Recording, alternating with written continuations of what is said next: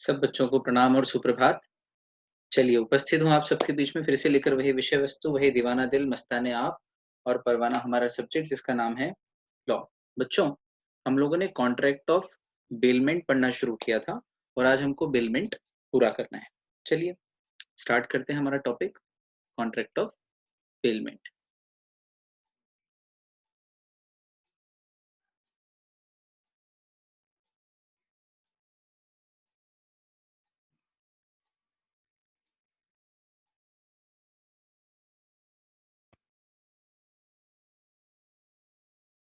चलो,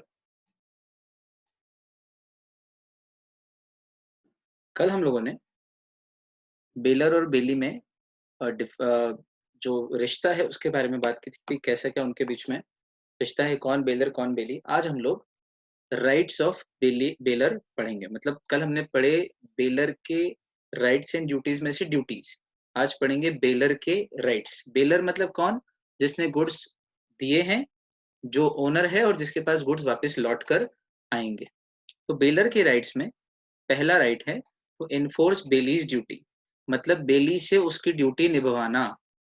बेली से उसकी ड्यूटी निभवाना, निभाना बेली की ड्यूटी है और निभवाना, और नहीं निभाए तो एनफोर्स करना, कोर्ट में भी जा सकता है, मांग सकता है एज अ राइट। ये किसका राइट है? बेलर का। तो बेलर का राइट है कि बेली अपनी ड्यूटी निभाए। सीधी बात। क्या ड्यूटी है बेली की? बेली की ड्यूटी है कि वो कॉम्पेंसेशन दे और डैमेजेस दे। इसका मतलब बेलर का राइट है कि वो क्लेम करे क्या? Compensation and damages. डैमेजेस यानी वही कॉम्पेंसेशन। एक ही बात है, compensation and damages is a phrase, एक जैसा यूज हो रहा है, जिसका अर्थ है क्षतिपूर्ति। किस बात की क्षतिपूर्ति? किस बात के डैमेजेस या कॉम्पेंसेशन? तो बोले तीन चीजें। अगर गुड्स को कोई लॉस हुआ है by the negligence of the bailee, bailee ने नेग्लिजेंस किया है। उदाहरण के तौर पे टेंट हाउस से हम लोगों ने मंगाई प्लेट्स, क्रॉकरी की प्लेट्स। भाई की शादी है, टेंट हाउस से क्रॉकरी की प्लेट्स बुलवाई। होता है ऐसा, टेंट हाउस से सामान आता है।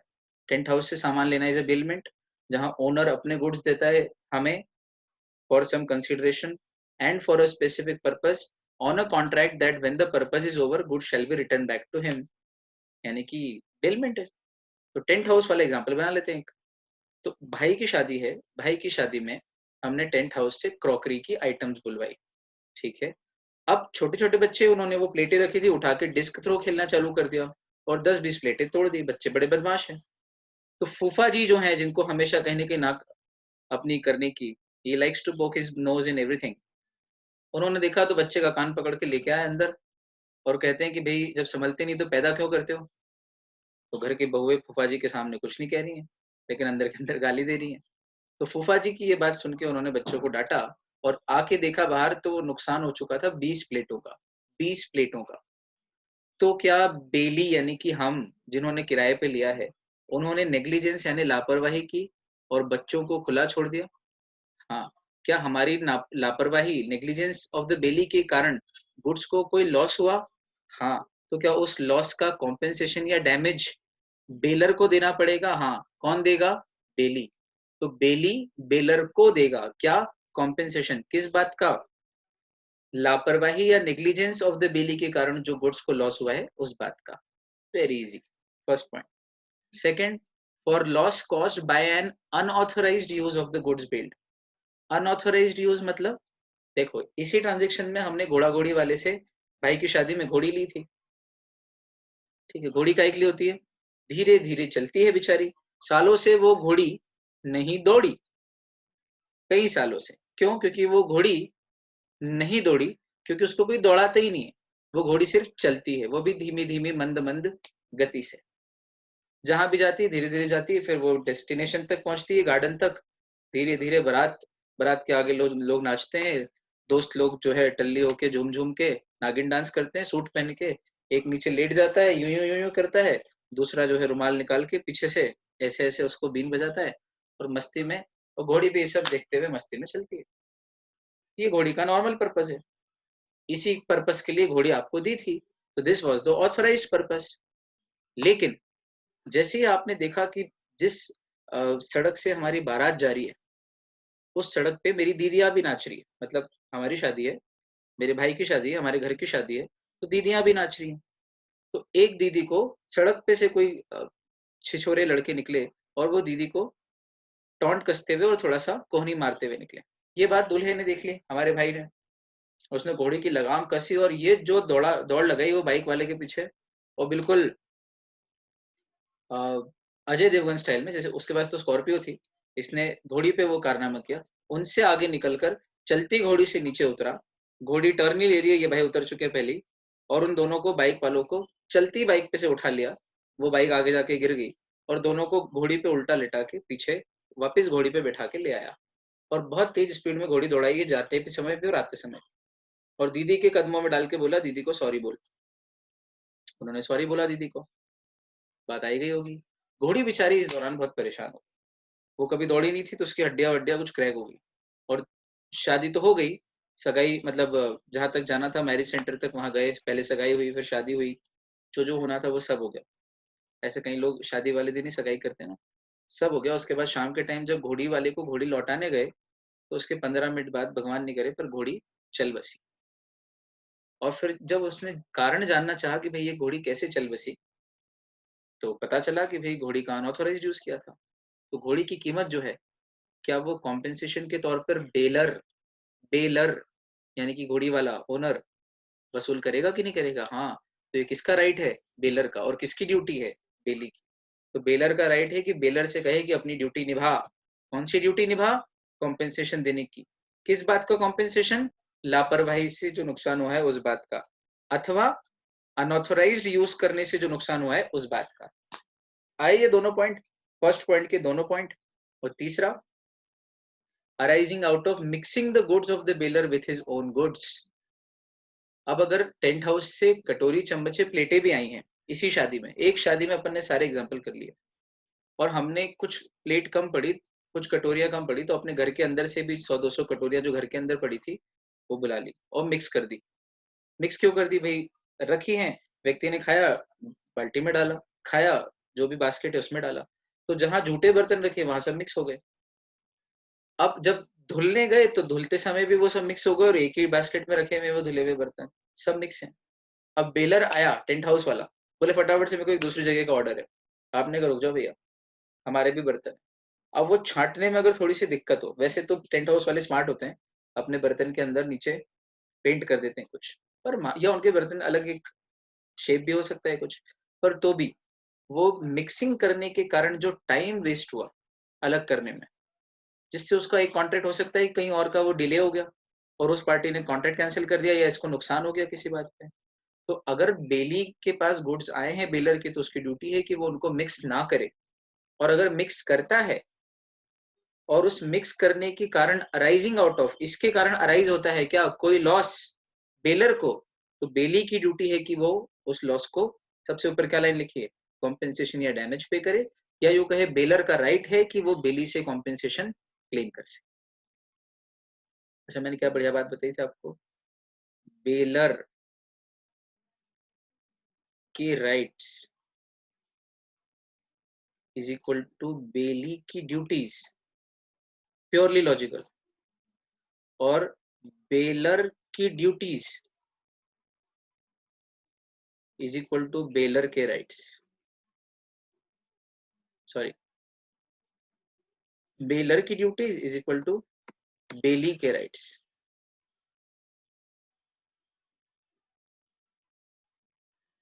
Directly proportionate. मतलब बेलर राइट्स, शॉर्ट फॉर्म में लिख लो आप चाहो तो, is equal to bailee duties, और bailor duties is equal to bailee rights. ये आप कॉपी में शॉर्ट में उतार लो, उसके लिए लिखा है। आया समझ? Very easy. इसका मतलब अपने को पढ़ना कितना है, एक ही चीज पढ़नी है सिर्फ, बेलर के राइट्स पढ़ लो तो बेली की ड्यूटीज अपने आप हो गई, और उसी बेलर की ड्यूटीज पढ़ लो तो बेली के राइट्स भी हो गए। तो अकेले बेलर के राइट्स और ड्यूटीज दोनों पढ़ लो तो बेली के राइट्स एंड ड्यूटीज उसका एग्जैक्टली ऑपोजिट है। जो इसके राइट है वो इसकी ड्यूटीज है, जो इसकी ड्यूटीज है वो उसके राइट है, तो अपने आप आ जाएगा। और ये प्रकृति का नियम है, ये मैं नहीं पढ़ा रहा हूँ, मैंने थोड़ी बनाया है रूल, हमने तो ऑब्जर्वेशन से निकाला और आप तक पहुंचा दिया कि ऐसा रूल है। तो प्रकृति का नियम है यार। हमारे माता पिता की अगर ड्यूटी है कि वो हमें पढ़ाएं, पैसा दें, ये हमारा राइट है, जो उनकी ड्यूटी वो हमारा राइट है, हम कह सकते हैं कि भाई पढ़ाओ पैसा दो, समझना। और हमारी ड्यूटी है कि हम पढ़ें, तो ये उनका राइट है कि वो हमसे कह सके कि क्यों रे पढ़ता क्यों नहीं है, पढ़ना। जो हमारी ड्यूटी है वो उनका राइट है, जो उनकी ड्यूटी है वो हमारा राइट है। एग्जैक्टली दुनिया में कहीं भी लगा लेना है रूल, दो लोगों के बीच में राइट्स एंड ड्यूटीज हमेशा होते ही हैं। एक का राइट दूसरे की ड्यूटी, दूसरे का राइट पहले की ड्यूटी, खत्म किस्सा। दूसरा पॉइंट बेलर के राइट्स में, to terminate the contract of bailment. तो बेलर का अधिकार है कि वो कॉन्ट्रैक्ट ऑफ बेलमेंट को तोड़ दे अगर बेली गुड्स के साथ या कॉन्ट्रैक्ट ऑफ बेलमेंट की जो टर्म्स एंड कंडीशन है उससे कुछ इनकंसिस्टेंट करता है। इनकंसिस्टेंट यानी विपरीत, अगेंस्ट, कॉन्ट्राडिक्टरी। जैसे मैंने कहा था मेरी बुक तो लेके जा रहा है तो, पर मेरी बुक को जब भी पढ़े 3 महीने के लिए ले जा, बोले यार ये तेरी Harry Potter and the sorcerer stone पढ़ना है, मैंने कहा ले जा सोर्सरर स्टोन, लेकिन बोले 3 महीने के लिए, मैंने कहा हाँ 3 महीने के लिए ले जा, लेकिन बोले क्या लेकिन, मैंने कहा कुछ भी करना पर थूक लगा के पन्ने मत पलट, मुझे पसंद नहीं। बिल्कुल भी, एक तो विद्या का अपमान है, ऊपर से बीमारी भी होती है। और विद्या है पन्ने की कागज किताब, वो विद्या है, सरस्वती है, थूक लगाना इज वेरी बैड। मुझे मेरी किताब पे कोई थूक लगा के पढ़े बिल्कुल पसंद नहीं। देयर आर पीपल जो थूक लगा के पन्ने पलटते हैं, बहुत गलत करते हैं। खैर कोरोना ने सबको समझा दिया, लेकिन जब हम पहले कहते थे तो बहुत सारे लोग इस बात को नहीं समझते थे। ये हाइजीनिक भी नहीं है और ऐसे भी नहीं करना चाहिए कभी। चलो ठीक है, अब सुना, हाँ मजेदार बात। वो ले गया बुक, क्या terms and conditions of bailment में ये है? हाँ। तो अब वो ले गया, पढ़ रहा था, एक दिन मैं उससे मिलने पर पहुंच गया। तो मैं जब मिलने गया तब वो सोफे पे बैठ के बुक ही पढ़ रहा था, और मैंने देखा कि उसने ऐसे यूं किया, कई लोगों की आदत होती है बहुत ही गंदी, ऐसे यूं किया और पन्ना पलटा। और जैसे ही मैंने देखा, मैंने कहा भाई मेरी बुक अब भी दे दे, इसी समय वापस दे दे। बोले अभी बेलमेंट का टाइम पूरा नहीं हुआ है। मैंने कहा मैं इस बेलमेंट को टर्मिनेट करता हूँ। उसने पूछा क्यों, ऐसे कैसे कर सकता है, ब्रीच ऑफ कॉन्ट्रैक्ट कर रहा है, 3 महीने का टाइम है, 3 महीने के पहले तो तोड़ नहीं सकता ये बेलमेंट। मैंने कहा मेरा राइट है, बेलर का राइट है कि वो बेलमेंट को टर्मिनेट कर दे। कब?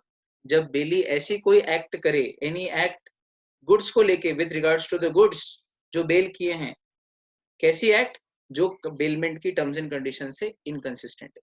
तो तूने वो चीज की है, वो एक्ट किया है, वो काम किया है जो बेलमेंट की टर्म्स एंड कंडीशन से इनकंसिस्टेंट है, जो हमारे बीच में terms and condition, word to word. Second point आया समझ? वेरी गुड, आगे बढ़ते हैं। तीसरा point, to demand back the goods. तो बेलर की ड्यूटी है कि वो गुड्स को कभी भी डिमांड बैक कर ले। और देखो ग्रेट्यूशियस बेलमेंट में तो मैंने आपसे कहा था जनरल रूल कल, जब चाहे तब डिमांड बैक कर सकता है क्योंकि उसने पैसे नहीं लिए। हाँ लेकिन उस केस में अगर लॉस ज्यादा हो जाता है प्री मेच्योर टर्मिनेशन में, जितना उसको फ्री में बेनिफिट नहीं मिला उससे ज्यादा अगर लॉस हो जाता है। कल वो कंज्यूमर प्रोटेक्शन की बुक वाला एग्जांपल लिया था मेरे दोस्त से, मैंने आईसीआईसीआई में कमिट किया था। तो जनरल रूल है कि अगर ग्रेट्यूशियसली दिया है तो आप जब चाहे तब अपने गुड्स डिमांड बैक कर सकते हो और कॉन्ट्रैक्ट को तोड़ सकते हो। लेकिन इस केस में ये देखना पड़ेगा कि लॉस अगर ज्यादा हो रहा हो प्री मेच्योर टर्मिनेशन या प्री मेच्योर डिमांड बैक से, तो उस केस में फिर बेलर को वो कॉम्पेंसेट करना पड़ेगा, ये ध्यान रखना पड़ेगा, है ना। तो अगर कोई लॉस होता है बेली को in this case, then the loss is to be borne। borne means bear का third form, bear bore borne. Borne means वहन करना, बियर यानी धारण करना या वहन करना। कौन उठाएगा? उठाना, खर्चा, bear the expenses, proper Hindi में वहन। ठीक है, तो in that case it will be borne by the bailor. Otherwise if there is no loss या less loss and more benefit, then bailor has a right in a gratuitous willment to demand back the goods at any time। ठीक है, फिर है to claim the increase और profit from the goods बेल्ड। जो भी goods बेल्ड किए गए हैं उनमें अगर कोई इंक्रीमेंट होता है या कोई प्रॉफिट आता है तो वो क्लेम कर सकता है। कौन? बेलर। राइट चल रहे बेलर के। प्यारा एग्जांपल, मैं चलो किसी और को लेते एग्जांपल में। मान लीजिए कि रामलाल यादव नाम का एक व्यक्ति है जो कि ग्वाला है। ठीक है, ग्वाला है, उसके पास 10 गायें हैं, 10 बैल हैं। ऑब्वियसली गायें होंगी तो बैल भी होंगे, पूरा परिवार बनाना पड़ेगा। बैलों का बहुत महत्व है, बैल ना हो तो गोवंश आगे नहीं बढ़ेगा, ऑब्वियस सी बात है। अकेली गाय तो जन्म नहीं देती ना काफ को, बछड़े को। बैल जरूरी है। बैल ट्रांसपोर्टेशन के काम आता है, बैल खेत को प्लो करने के, जोतने के काम आता है। तो बैल का उतना ही महत्व है जितना गाय का है, ठीक है। तो अब प्रश्न ये है, या सांड बोलो, बैल सांड। प्रश्न ये है कि भाई आज के समय में बैलों को तो बूचड़ खाने में, स्लॉटर हाउसेस में भेज दिया जाता है। वो गाय दूध देती है इसलिए नहीं मारते, और जब गाय भी बूढ़ी हो जाती है तो उसको भी भेज देते हैं। फिर उसकी स्किन निकाल के चमड़े के जूते, चप्पल, बेल्ट, जैकेट्स, पर्स, वॉलेट सब बनाते हैं। उसके खून से लिपस्टिक, नेल पॉलिश बन जाती है। उसकी हड्डियों से बोन चाइना के कप बन जाते हैं। उसके सींग और पूंछ के बाल इमल्सिफायर बनाने के काम आते हैं, जो बाद में हमको आइसक्रीम में डलती है, चॉकलेट्स में डलती है। इमल्सिफायर E471, E472 करके इमल्सिफायर है, you can check it on Google. ये या तो प्लांट बेस्ड होते हैं, एनिमल बेस्ड होते हैं। तो जो लोग एनिमल बेस्ड इमल्सिफायर यूज करते हैं, उसमें जानवरों की बैल, जानवरों के सींग या पूंछ का भी इस्तेमाल किया जाता है somehow। और ये बहुत ही दुखद घटना है उस देश में जहाँ गाय को माता बोला जाता है, गाय को पूजा जाता है। Not because we believe in a particular ideology, इसलिए हम ऐसा बोल रहे हैं। एनी एनिमल, बी इट बकरा, गोट, और बी इट काऊ या गोवंश, हम तो सभी के किलिंग के खिलाफ हैं। खैर, छोटे से छोटे प्राणी के। Even Constitution of India in its fundamental duties under Article 51A says to have compassion for all living creatures, but then enforceable नहीं है fundamental duties। ठीक है, बोला है, मानना हो तो मानो, नहीं तो मत मानो। और धर्म के नाम पे कर रहे हो तो फिर तो सेक्युलरिज्म है। कॉन्स्टिट्यूशन फ्रीडम ऑफ रिलीजन देता है, अब रिलीजन के नाम पे कर रहे हो तो बेचारा कॉन्स्टिट्यूशन भी कुछ नहीं कर सकता। रिलीजन के नाम पे बकरे की बलि हिंदू भी देते हैं, अनफॉर्चुनेटली, भवानी के नाम पे या माता के नाम पे कई जगहों पर। But this is all wrong to me. If this is dharma, तो फिर अधर्म की तो कोई डेफिनेशन ही नहीं हो सकती ना। किसी को मार ना मार के खा जाना अगर ये धर्म है, तो फिर अधर्म की तो डेफिनेशन ही नहीं हो सकती कुछ भी। खैर, वापिस आते, 10 गायें हैं, 10 बैल है, गौशाला है, पालता है रामलाल यादव, ठीक है। 4 धाम यात्रा के लिए वो जा रहा है 4 महीने के लिए। तो उसने कहा कि पड़ोस में जो श्यामलाल यादव नाम का मेरा दोस्त है, वो भी एक ग्वाला है, उसके पास अपनी 10 गाय और 10 बैल छोड़ जाता हूँ, तो वो संभाल लेगा। और संभालने में जो खर्चा आएगा वो उसका ऑटोमेटिकली कॉम्पेंसेट हो जाएगा, क्योंकि जो दूध देगी गायें, वो उससे वो पैसा कमा लेना। ठीक है, 4 महीने तू बस संभाल लेना मेरी गायों को, जो भी दूध आए वो तू रख लेना, बेच लेना, तो इनको खिला पिला भी देना उसी पैसे से। ठीक है भैया। तो श्यामलाल यादव भी रेडी है, वो भी गाय को बहुत पूजता है, मानता है। बोले ठीक है यार, गौ माता की सेवा करने को मिल रहा है, किसी की भी हो, अपने यहाँ जगह भी बहुत है, रख लेते हैं 10 गाय 10 बैल, 20 ही तो है कुल प्राणी। वो रेडी है। तो वो अपने गौशाला में ले आया, थोड़ी दूर पे जो उसका घर है वहां पर, क्योंकि आना जाना फिजिबल नहीं था रोज यहाँ पे। वहीं पे खिलाता पिलाता। इस दौरान 4 महीने में रामलाल तो चला गया 4 धाम यात्रा पे, और रामलाल की जो 10 गाय और 10 बैल थी, उनमें से एक राधा नाम की जो गाय थी, वो प्रेग्नेंट थी। ऑब्वियस सी बात है, तो कभी ना कभी तो उसको काफ होगा, डिलीवरी होगी तो बच्चा पैदा होगा, बछड़ा होगा। तो बहुत प्यारा लगता है गाय का बछड़ा। कभी आपने गाय को बछड़े के साथ देखा हो, तो छोटा सा प्यारा सा बछड़ा कभी आपने कभी बहुत ध्यान से देखा हो, यू विल लव इट। या तो हाथी का छोटा बच्चा या गाय का छोटा बच्चा, you will fall in love with these animals.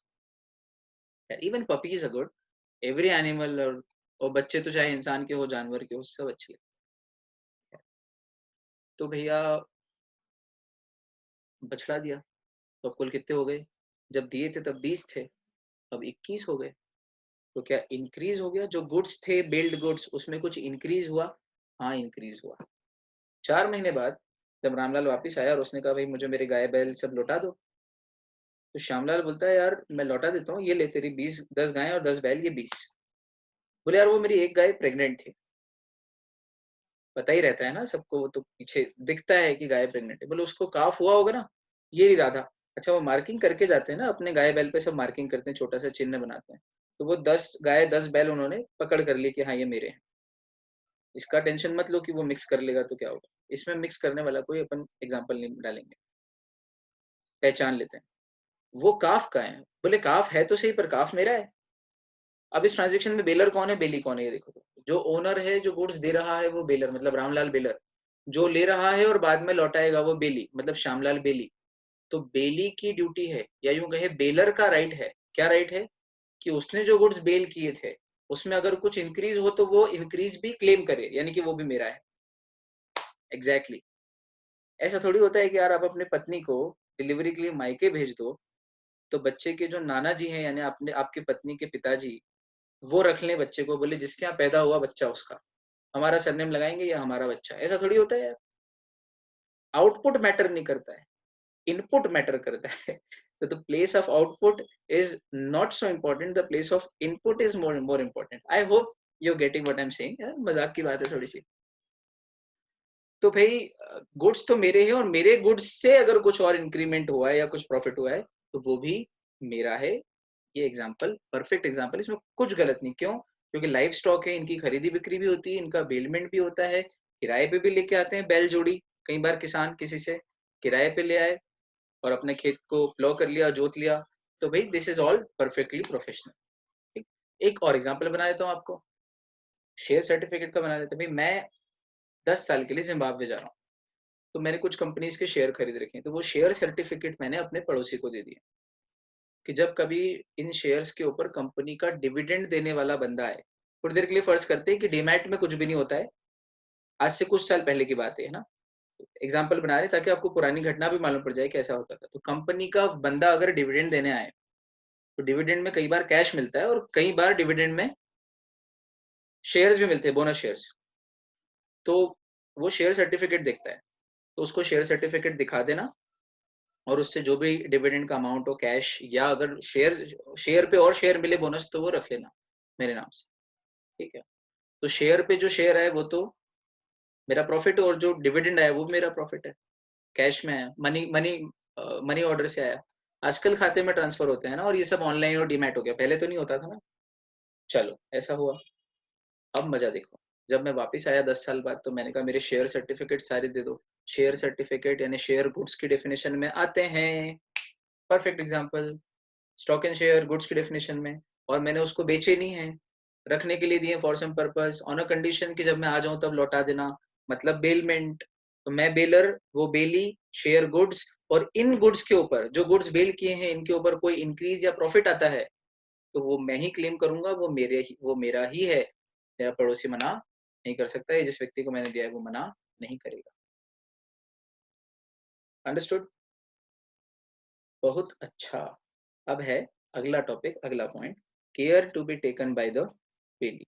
तो बेली की क्या जिम्मेदारी है भाई? बेली की जिम्मेदारी है कि वो बेलर की गुड्स की केयर करें, ऐसे ऐसे जैसे कि वो उसके खुद के गुड्स हैं। तो जितने संभाल के आप अपना मोबाइल, अपनी गाड़ी, अपनी वस्तुएं रखते हो, उतनी ही संभाल के दूसरे की गाड़ी, बुक, मोबाइल, पेन, कॉपी जो भी लिए आपने उसकी केयर करो। और अगर डैमेज होता है, आपने गलती की, लापरवाही की और कोई डैमेज होता है, तो उस डैमेज या लॉस के लिए बेली लायबल होगा। ये हम ऊपर पढ़ चुके हैं। फिर अगला, अगर ये हम पहले भी ऊपर पढ़ चुके हैं, अगर बेली ऐसा कुछ काम करता है जो बेलमेंट की टर्म्स एंड कंडीशंस के साथ इनकंसिस्टेंट हो, तो बेलर चाहे तो अपने गुड्स वापस डिमांड बैक कर सकता है, या कॉन्ट्रैक्ट ऑफ बेलमेंट टर्मिनेट कर सकता है। कॉन्ट्रैक्ट उसी समय वॉइडेबल हो जाता है। वो चाहे तो चल ठीक है यार अब मत करना ऐसा बोल के वॉइड नहीं भी करके नहीं भी मांग सकता, और चाहे तो उसी समय पहली गलती पे बोल सकता है कि नहीं, मेरे को मेरे गुड्स वापस कर दे। उसके पास ऑप्शन रहता है, या तो वो कंटिन्यू करने देगा आपको या वापस मांग लेगा। तो ऑप्शन यानी कि वॉइडेबल है, चाहे तो वैलिड भी कर सकता है, चाहे तो वॉइड भी कर सकता है। Voidable at the option of the baler. Baler हो गया, ठीक है। चलो भाई अब नीचे देखना जरा, मैंने क्या कहा था, बेलर के राइट्स एंड ड्यूटीज पढ़ लो तो बेली के अपने आप आ जाएंगे। अभी बेलर के क्या राइट थे कि कुछ अनऑथराइज्ड यूज किया हो तो उसका कॉम्पेंसेशन मांग ले, मिक्स कर लिया हो, या फिर यानी कि ये सब बेली की ड्यूटीज है। तो बेली की ड्यूटीज देखो, अनऑथराइज यूज ना करे, मिक्स ना करे, पीरियड खत्म हो जाए बिलमेंट का या पर्पस कंप्लीट हो जाए तो गुड्स लौटा दे, कोई भी इंक्रीज या प्रॉफिट हुआ है तो वो बेलर को दे दे, और बेलमेंट के टर्म्स एंड कंडीशंस के साथ कुछ भी इनकंसिस्टेंट ना करे। तो वो सब जो हमने ऊपर पढ़ा है वो अब दूसरे लॉजिक से, जो बेलर के राइट्स थे वो बेली की ड्यूटीज बन के वही हमारे सामने आ गए, है कि नहीं? Purely logical. ऐसे में कितना बढ़िया काम हो गया, जल्दी भी हो गया। फिर है इसी बेली के राइट्स, तो जो बेलर की ड्यूटीज थी कि गुड्स में डिफेक्ट हो तो वो डिस्क्लोज कर दे, और अगर नहीं करे डिस्क्लोज तो फिर कॉम्पेंसेट करेगा। कौन? बेलर, तो बेली का राइट है कि वो कॉम्पेंसेशन ले। अगर बेलर के गुड्स की ओनरशिप नहीं थी तो बेली से उसके डिफेक्टिव टाइटल का, देखो वर्ड आया एक डिफेक्टिव टाइटल। डिफेक्टिव टाइटल मतलब गुड्स पे तेरी ओनरशिप ही नहीं थी बेलर की। कैलकुलेटर वाला एग्जांपल, श्रेया मेरी क्रश, श्रेया ने कैलकुलेटर मांगा, मैंने अपने दोस्त राहुल का उठा के दे दिया। याद आ रहा है वो एग्जांपल, जिसके कारण श्रेया को बड़ा नुकसान हुआ, बाद में गिल्टी फील हुआ, लोगों ने कहा कि तू दूसरे का कैलकुलेटर उठा लेती है। तो ये मेरे पास उसका टाइटल नहीं था, I had a defective title, यानी ओनरशिप थी नहीं। तो डिफेक्टिव टाइटल के कारण फिर भी मैंने बेलमेंट किया, और उस बेलमेंट से जो बेली को लॉस हुआ वो बेलर कॉम्पेंसेट करेगा। तो बेलर कॉम्पेंसेट करेगा, इसका मतलब बेली का राइट है कि वो क्लेम करे कॉम्पेंसेशन। तो बेली का राइट है कि वो क्लेम करे, पहली लाइन में लिखा है बेली का राइट कि वो बेलर से उसकी ड्यूटी निभाए, यानी कि क्लेम करे। क्या क्लेम करे? इंडेमनिफिकेशन, यानी कि वही मेक गुड द लॉस, यानी कॉम्पेंसेशन फॉर एनी लॉस और damage result as a result of defective title of the bailor. ठीक। फिर बेलर का, बेली के एक राइट और है कि वो अगर जॉइंट ओनर कोई हो तो दोनों में से किसी को भी लौटा सकता है। देखो कैसे, मान लो ए और बी ने मिलके कार खरीदी, तो दोनों जॉइंट ओनर है। तो जब मैं मांगने गया कि यार मुझे तुम्हारी कार चाहिए, तो ए था उस समय, ए ने चाबी दे दी, मैंने यूज की। जब मैं वापस आया तो ए घर पे नहीं था, बी था, तो मैंने बी को चाबी लौटा दी, और मुझे पता है कि दोनों जॉइंट ओनर है। तो ये मेरा राइट है कि मैं दोनों में से किसी को भी लौटा दूं। बाद में वो दोनों में से झगड़ नहीं सकते हैं कि ए आके बोले कि यार तू लेके मुझसे गया था तो लौटानी भी मुझे थी, ऐसा कोई जरूरी नहीं है। Bailee has a right to deliver the goods back to one of the several joint owners. तीसरा, action against third party.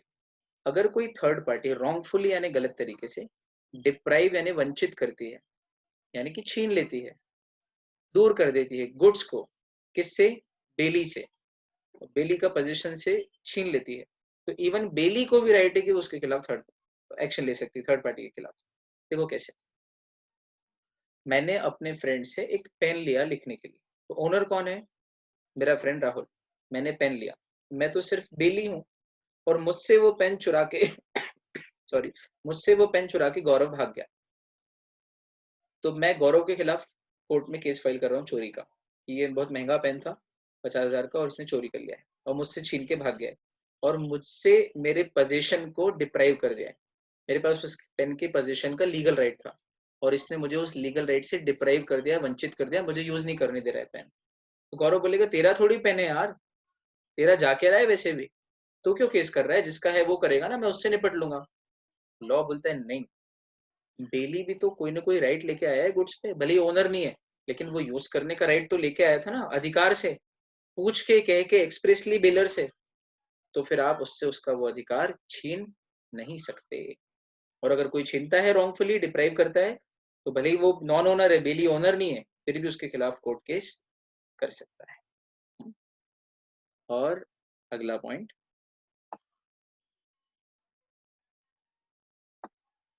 Right of lien, यानी कि right to retain the goods until the sum due in respect of those goods is paid. मान लो मैंने गाड़ी सुधरने दी mechanic को, bailment है, मैं बेलर, वो बेली। तो अब गाड़ी सुधरने के लिए जो भी सम ड्यू है, वो जब तक बेलर यानी कि मैं पे नहीं करूंगा, तब तक वो मेरे गुड्स को रिटेन कर सकता है, राइट ऑफ लीन या right to retain the goods until the sum due in respect of those goods is paid. Perfect, आया समझ? बहुत अच्छा। चलो, अगली हेडिंग है फाइंडर ऑफ लॉस्ट गुड्स। देखो, फाइंडर ऑफ लॉस्ट गुड्स सीधे सीधे आप लिख लेना, one and only case of implied bailment. Implied bailment का एकमात्र केस है ये, बाकी हमेशा बिलमेंट एक्सप्रेस होता है। अब इम्प्लाइड बिलमेंट कैसे है? इसमें क्या होता है, जब एक व्यक्ति अपने गुड्स कहीं भूल जाता है, छूट जाते हैं, गिर जाते हैं, तो पीछे से या उसके बाद में जो भी कोई व्यक्ति आता है, और अगर वो उठा ले, कोई देख के आगे बढ़ जाए, फिर मैं पूछूं यार मेरा मोबाइल गिरा था पीछे रास्ते में, आपको मिला क्या? बोले हाँ दिखा तो था पर मैंने उठाया नहीं। मैंने कहा तू फाइंडर ऑफ गुड्स है? नहीं, फाइंडर का यहाँ अर्थ है कि जो पोजीशन ले। तो जो व्यक्ति मेरे पीछे आ रहा था उसने देखा कि गिरा है, लेकिन उसने कुछ किया नहीं। उसके बाद फिर कोई एक आ रहा था, उसने देखा कि अरे ये मोबाइल है, और उसने उठा लिया। जैसे ही उठा लिया, तो फिर वो फाइंडर हो गया। अब उठा के वापस देख के वहीं रख दे तो भी नहीं, उठा के पोजीशन जेब में ले ले तो वो फाइंडर ऑफ लॉस्ट गुड्स माना जाएगा। ठीक, अब देखो मैं ओनर, मेरे पास से गुड्स गए किसी नॉन ओनर के पास फॉर सम पर्पस क्या है कि उसके ट्रू ओनर को ढूंढना, and when the purpose is over true owner मिल जाए तो उसको रिटर्न बैक कर देना।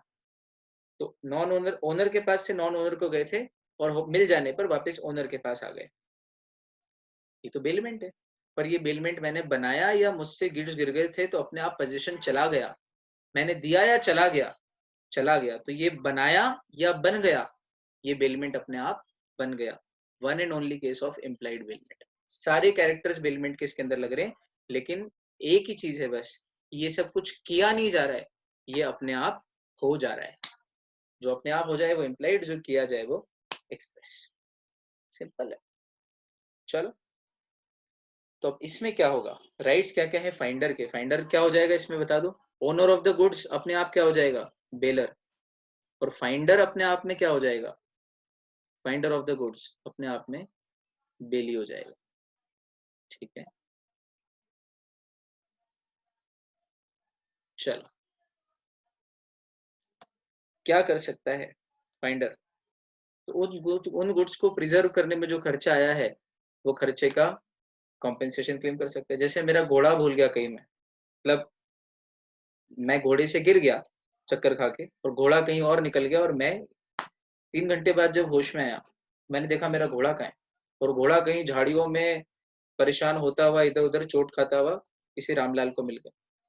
तो रामलाल ने मेरे उस घोड़े को पकड़ लिया, उस पर बैठ गया और उसको प्रिजर्व किया, धीरे से उसको लेके, बल्कि बैठा भी नहीं, उसको हाथ से चला के अपने घर ले गया, वेटेरिनरी डॉक्टर को दिखाया, डॉक्टर ने घोड़े को ठीक किया, घोड़े के ऊपर खर्चा किया। रामलाल एक दयालु व्यक्ति है, और रामलाल ने घोड़े के ऊपर कुल 10,000 रुपये खर्च कर दिए घोड़े की मरम्मत में, यानी घोड़े को स्वस्थ करने में, ठीक करने में, इलाज में। ठीक है, 10,000 का खर्चा है ना घोड़े पे, याद रखना। तो क्या ये ट्रबल एंड एक्सपेंसेस इनकर किए हैं बेली ने, यानी कि फाइंडर ने, उन गुड्स को प्रिजर्व करने में? हाँ। तो जब मैं मिल जाऊंगा तो क्या वो मुझसे ये पैसा क्लेम कर सकता है कि 10,000 रुपये चाहिए मुझे? हाँ, तो पहला राइट, गुड्स को प्रिजर्व करने में जो भी ट्रबल और एक्सपेंसेस बेली को लगे हैं यानी फाइंडर को लगे हैं उसका कॉम्पेंसेशन मांग सकता है। चलो, और अगर मैं ना दूं तो फिर जब तक मैं न दूं तब तक वो घोड़े को रिटेन कर सकता है। If the owner refuses to pay this compensation, then finder may retain the goods until he receives it. Who? Finder. Then the finder. Confuse मत होना, कौन रिटेन करेगा? फाइंडर। ठीक है, लेकिन इस पैसे के लिए वो सूट फाइल नहीं कर सकता, यानी कि कोर्ट केस नहीं कर सकता।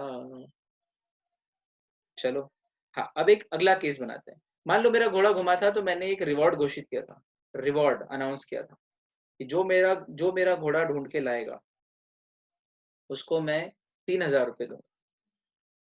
ठीक है, तो अगर ये रिवॉर्ड मैंने घोषित किया था और उसको पता लगा, उसके कान पे ये बात आई कि सुनो सुनो सुनो, सौरभ बड़जात्या नाम के व्यक्ति का घोड़ा गुम गया है, जो भी ढूंढ के लाएगा उसको 3,000 रुपये दिए जाएंगे, और ये रही उनकी साइन की हुई ऑफिशियल डॉक्यूमेंट की कॉपी।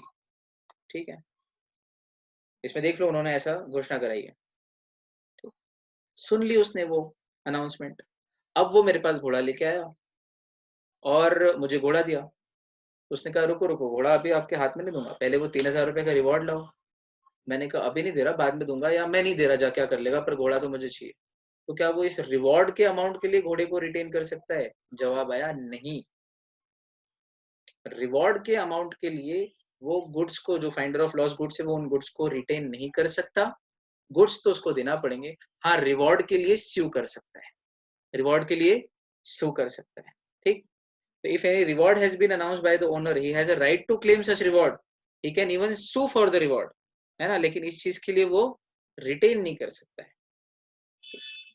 अब दोनों ही चीज हो कि उसको घोड़े की मरम्मत में भी 10,000 रुपये लगे हों और रिवॉर्ड भी 3,000 हो, और वो पूरे ही 13,000 देने के लिए रेडी नहीं है, तो फिर अब मैं 10,000 के रिस्पेक्ट में रिटेन कर रहा हूँ और 3,000 के रिस्पेक्ट में सू कर रहा हूँ। तो यहाँ मुझे दोनों राइट मिल गए, लेकिन दोनों राइट अलग अलग लॉजिक से हैं। ठीक, आपका प्रश्न हो सकता था ऐसा। एक छोटा सा चार्ट बना लो, बड़ा आसान है। एक राइट टू रिटेन ये लिखो, एक एक जगह तो टेबल बना लो चार्ट की जगह, और एक जगह लिखो राइट टू स्यू। ठीक, ये दो।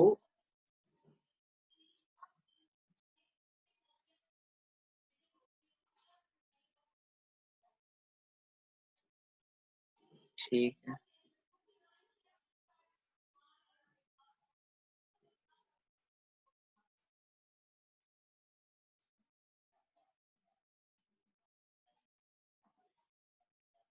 थोड़ा सा हाथ फ्री हैंड में।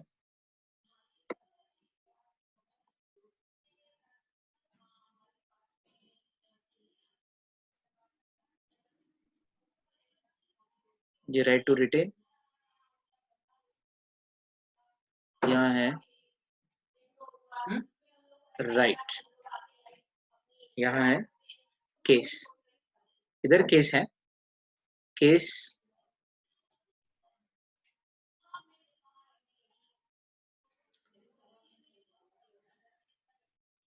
रिवॉर्ड का, और केस एक्सपेंसेस फॉर प्रिजर्विंग का, preserving the goods and finding the true owner. ठीक, एक्सपेंसेस फॉर प्रिजर्विंग और रिवॉर्ड, ये केस है, इधर राइट है। रिवॉर्ड घोषित किया था तो आपको रिटेन करने का राइट नहीं है।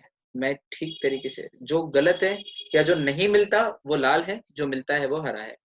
हरा रंग, आगे बढ़ो, गो, सब अलाउड है। हरी झंडी, लाल झंडी यानी रुक जाओ, मना है, तो अपन कलर सही यूज करें।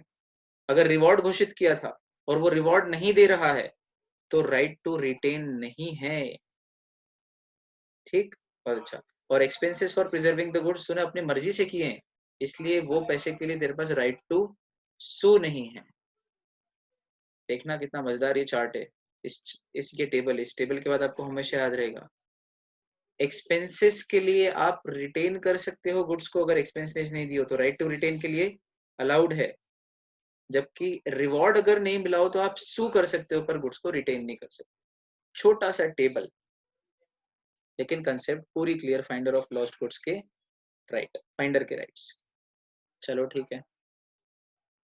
अच्छा, अगर ट्रू ऑनर मिल ही नहीं रहा है तो क्या करेगा? बहुत दिन हो गए, मिल ही नहीं रहा है तो क्या करेगा? तो रूल नंबर 1, जनरल रूल, कि finder of lost goods, finder of lost goods उन गुड्स को सेल नहीं कर सकता, उसको ढूंढ के उसके ट्रू ओनर को ही देना है। ठीक, ये है जनरल रूल, और इसके 3 एक्सेप्शन है। कितने एक्सेप्शन? 3। तो 3 एक्सेप्शन कौन से हैं? पहला, कि बहुत मेहनत की, पूरे डिलीजेंस यानी कि परिश्रम, रीजनेबल डिलीजेंस, और पूरी अच्छे से सर्च करने के बाद भी उसका रियल ओनर नहीं मिला, ठीक, तो भी,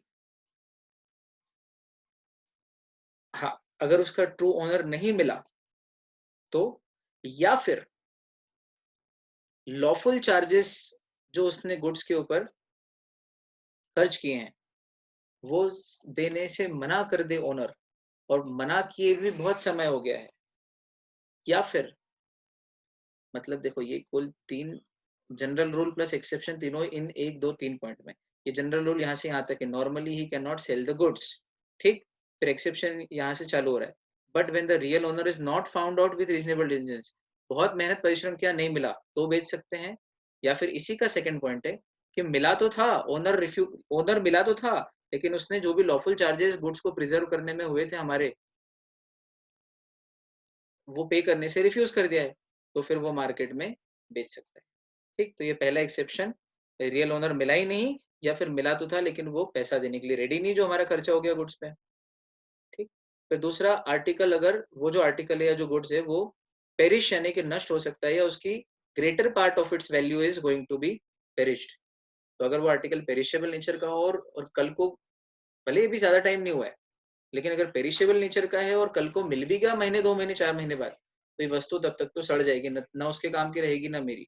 तो उस केस में बहुत ज्यादा रीजनेबल सर्च नहीं भी की हो, लेकिन अगर पेरिशेबल नेचर का हो तो बेच सकते हैं।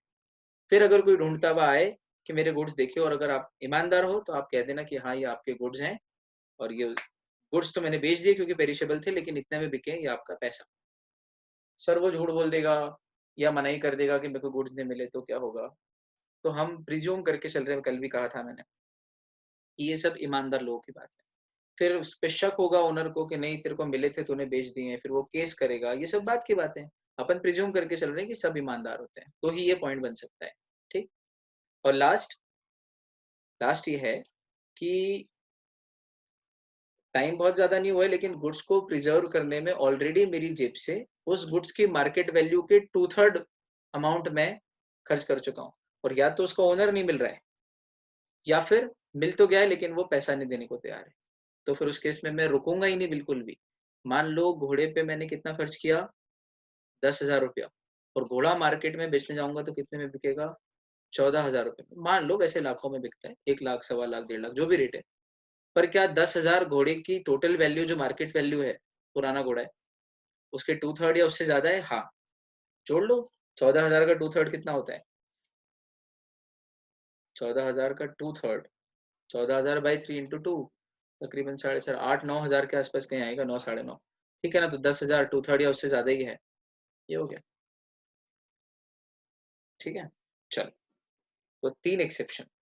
General rule, vendor of lost goods किसी और के गुड्स जो उसको मिलते हैं उनको बेच नहीं सकता, पर एक्सेप्शनल केसेस में बेच सकता है। पहला, जब बहुत मेहनत करने के बाद भी ओनर को ढूंढा पर नहीं मिला, या मिला लेकिन वो पैसे देने के लिए रेडी नहीं, और बहुत दिन हो गए, अब तो यार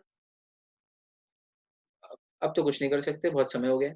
दूसरा, पेरिशेबल नेचर के गुड्स हो तो। और तीसरा, जब गुड्स पर मैंने इतना खर्चा अपनी जेब से कर दिया है जो उस गुड्स की मार्केट वैल्यू के 2/3 या उससे ज्यादा है।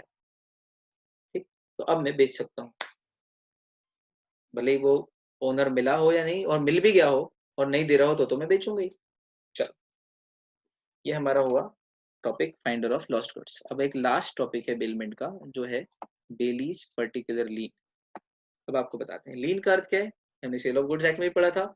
सेक्शन 45 अनपेड सेलर डिफाइन करता है, 46 में अनपेड सेलर के राइट्स हैं। तो अनपेड सेलर का पहला ही राइट था राइट ऑफ लीन, यानी कि right to retain the goods. तो lien is equal to retain.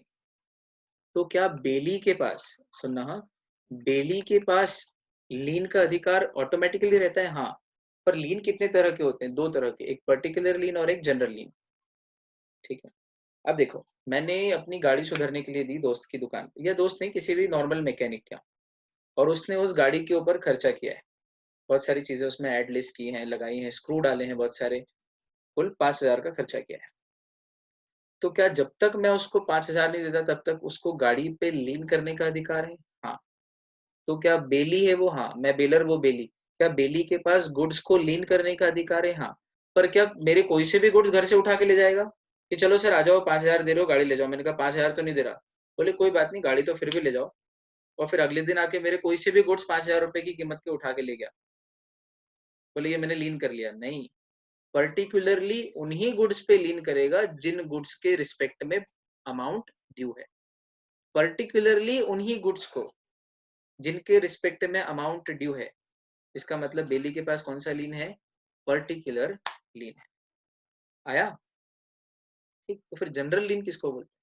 देखो, जनरल लीन, मैंने 10,000 रुपए उधार लिए, सोने की चेन गिरवी रखी, तो ये एक ट्रांजेक्शन हुआ, 10,000 रुपए का ट्रांजेक्शन, जिसमें मैंने चेन गिरवी रखी है और बदले में पैसा उधार लिया।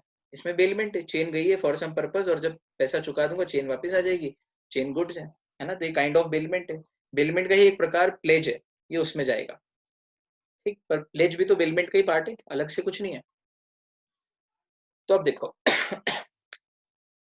अब मजा ये है कि उसने मेरे साथ एक एक्सप्रेस अग्रीमेंट किया है कि ये चेन 10,000 रुपए के बदले तो दे रहा हूँ, लेकिन अगर तू आगे और भी पैसा उधार लेके गया तो भी ये चेन मैं तब तक नहीं तेरी वापस करूंगा जब तक तेरे ऊपर मेरा जितना सम ड्यू है तो सब नहीं चुका देता। तो मैंने भी हाँ कर दी, साइन कर दी कि हाँ ठीक है। तो वैसे तो चेन इस ट्रांजेक्शन के लिए है, लेकिन मैंने कहा है कि ठीक है, मैं जनरल बैलेंस ऑफ पेमेंट के लिए भी इस चेन को अगर तू रिटेन करता है तो रेडी हूँ। एक्सप्रेस अग्रीमेंट हो गया। तो अब वो मुझे 10,000, मैं उसको 10,000 चुका दूं और कहूँ को अब मेरी चेन दे, तो भी वो चेन को लीन कर सकता है, यानी कि रिटेन कर सकता है for general balance of payment. क्या बोल के कि वो पिछली बार के जो 5,000 थे अनसिक्योर्ड लोन, वो भी चुका तब चेन दूंगा, और 10,000 के ट्रांजेक्शन के बाद जो और 2,000 ले गया था वो भी चुका तब ये चेन दूंगा। मैंने कभी चेन मैंने 10,000 रुपए देके, मतलब 10,000 रुपए उधार लेके चेन दी थी, तो वो 10,000 रुपए वाला ट्रांजेक्शन मैंने चुका दिया है, तो चेन उसकी छोड़ दे। वो 5,000 और बाद के 2,000 तो अनसिक्योर्ड लोन है। उसने कहा नहीं, तू एक्सप्रेसली अग्री हुआ था और तूने साइन की थी। मैंने कहा हाँ साइन तो की थी। तो बोले अब मेरे को तेरी चेन के ऊपर जनरल लीन है। आया? तो क्या जनरल बैलेंस ऑफ पेमेंट के लिए चेन को रिटेन कर लिया है? हाँ, तो जनरल बैलेंस ऑफ पेमेंट के लिए अगर आप उस ट्रांजेक्शन के गुड्स को किसी और ट्रांजेक्शन से रिलेटेड ड्यू अमाउंट के लिए भी रिटेन कर सकते हो, तो वो जनरल लीन है। और जिस ट्रांजेक्शन के संबंध में गुड्स आपके पास आए थे, उस ट्रांजेक्शन से रिलेटेड अमाउंट अगर ड्यू हो, तो सिर्फ उसी ट्रांजेक्शन के लिए आप रिटेन कर सकते हो, उसे कहते हैं पर्टिकुलर लीन। तो बेली के पास हमेशा पर्टिकुलर लीन होता है। जनरल लीन किसके पास होता है? जनरल लीन किसी के पास भी नहीं होता। जनरल लीन का अगर कोई एक्सप्रेस अग्रीमेंट हो तो ही जनरल लीन होता है। किसके साथ होता है जनरली जनरल लीन? तो इसी एक्ट के सेक्शन 171 में कुछ लोगों के नाम दिए हैं, जैसे कि बैंकर, फैक्टर, वारफिंगर। वारफिंगर किसको बोलते हैं? जो वार्फ यानी कि समुद्र के किनारे पोर्ट पे जो लोग होते हैं, जो आपका माल गिरवी रख के आपको उधार देते हैं। जैसे आपका एक्सपोर्ट होने वाला है पर अभी आपको पैसों की जरूरत है, तो एक्सपोर्ट वेयर हाउस में आपका जो माल पड़ा है, तो एक्सपोर्ट वेयर हाउस में जो आपका माल है वो आप गिरवी रख के अभी टेम्परेरी पैसा उधार ले सकते हैं। तो ये व्यक्ति होता है वारफिंगर। वार्फ का अर्थ होता है समुद्र का किनारा। तो समुद्र के किनारे पे जो व्यक्ति होता है वो वारफिंगर। ठीक। तो मनी लेंडिंग का काम करता है। एक्सपोर्ट ऑर्डर जो आज 2 महीने बाद निकलने वाले हैं, गोडाउन से निकल के माल जाएगा, अभी गोडाउन में पड़ा है, टेम्परेरी पैसों की जरूरत है, वारफिंगर के पास गिरवी रख के पैसा उधार ले लो। तो इस बार आपने 2 लाख रुपए उधार ले लिए गिरवी रख के, लेकिन पिछली बार का 3 लाख नहीं चुका है, और उसने आपके साथ अग्रीमेंट कर रखा है, अगर एक्सप्रेस अग्रीमेंट, तो इस बार का 2 लाख चुकाने के बावजूद भी पिछली बार का 3 लाख बाकी, इसलिए वो आपके इस बार के गुड्स को रिटेन कर सकता है। मतलब ये गुड्स किसी और ट्रांजेक्शन के हैं और इनको रिटेन किसी और ट्रांजेक्शन के लिए किया जा रहा है। तो प्यार है किसी और का, तुझे चाहता कोई और है, तो पसंद है किसी और की, तुझे मांगता कोई और है। वो वाली स्थिति निर्मित होती है किसमें? जनरल लीन। इनफैक्ट चार्टर्ड अकाउंटेंट्स भी जनरल लीन एक्सरसाइज कर सकते हैं। सेक्शन 171 में अलाउड है। कोर्ट का डिसीजन है कि अगर पिछले साल की ऑडिट फीस आपकी बाकी हो और आपका कंपनी के साथ एक्सप्रेस अग्रीमेंट हो, तो आप उनकी इस साल की बुक्स ऑफ अकाउंट जो आपके पास पड़ी है उनको रिटेन कर सकते हैं। इस साल की बुक्स ऑफ अकाउंट्स तो ऑडिट के लिए आई थी और इस साल की फीस आने के बावजूद भी पिछले साल की नहीं आई है, इसलिए पिछले साल की फीस के लिए इस साल की बुक्स ऑफ अकाउंट्स रिटेन कर सकते हैं for general balance of payment. ठीक। तो 2-3 पॉइंट ऑफ डिफरेंसेस हैं।